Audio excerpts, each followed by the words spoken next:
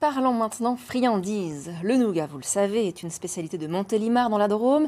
Mais pour l'instant, rien ne le protège des contrefaçons.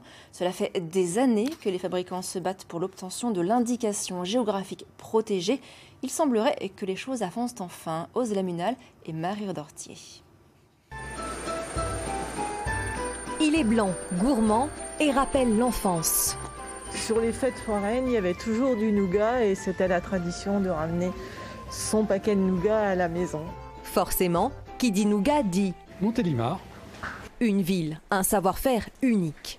Depuis 20 ans, les 12 nougatiers de Montélimar se battent pour le label IGP, Indication géographique protégée.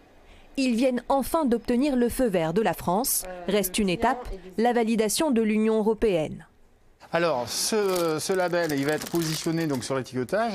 Frédéric Chambonnière, artisan, est très fier. C'est un gage de qualité, c'est une sécurité alimentaire, c'est tout un ensemble de choses, c'est un trophée. Que va changer le label IGP?